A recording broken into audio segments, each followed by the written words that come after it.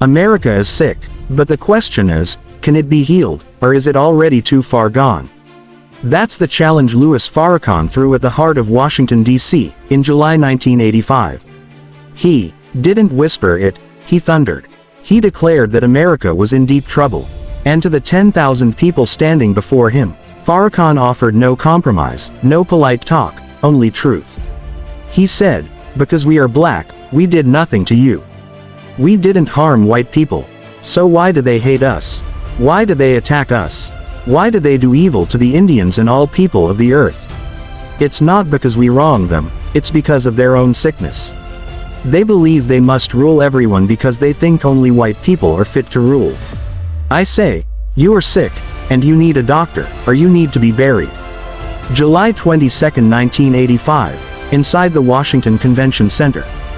Farrakhan stood before the crowd and spoke the words polite society never dared to say out loud.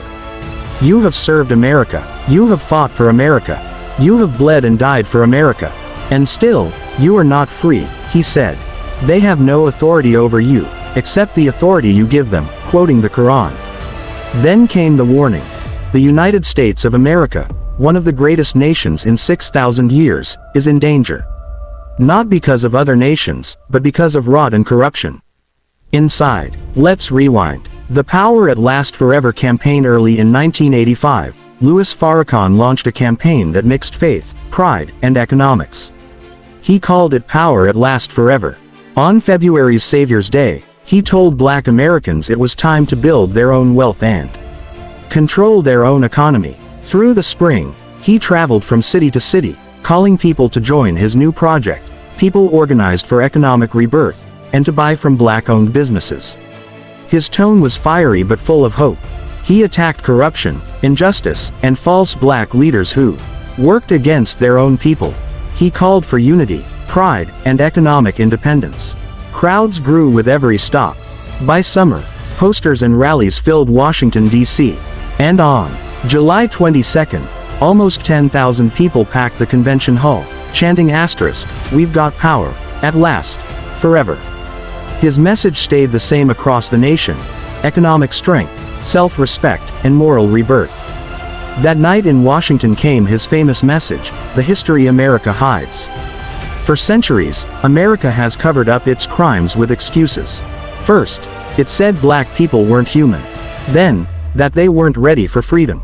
Later, they were criminals and dangerous. But remove the lies, and the truth remains.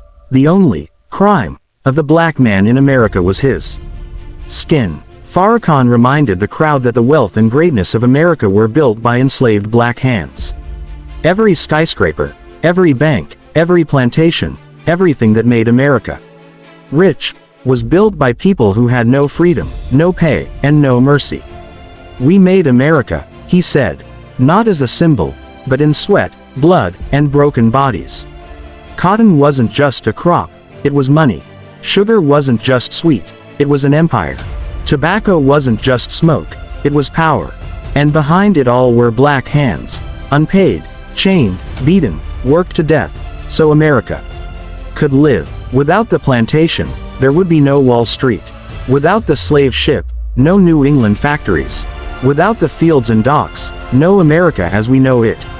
And yet, the same nation that black people built demanded their loyalty, taxes, military service, obedience to laws written without them, respect for institutions that saw them as less than human. But in July 1985, that loyalty was questioned. Farrakhan's voice roared like thunder. "You have served America. You have fought for America. You have bled and died for America, and still, you are not free."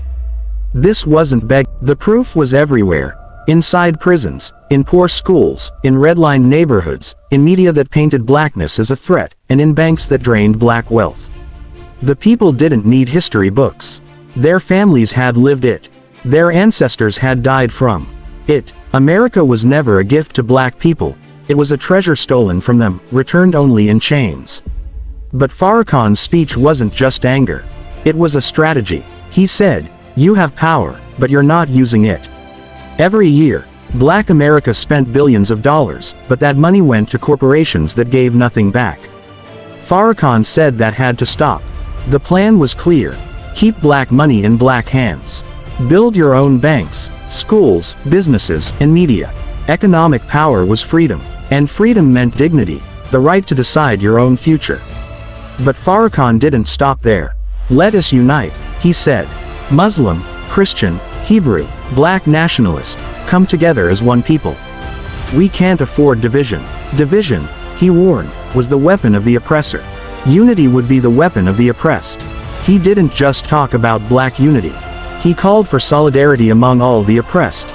Native Americans whose land was stolen, Latinos whose labor was exploited, Asians and Arabs mocked and targeted. Together, he said, they could form a power no empire could break.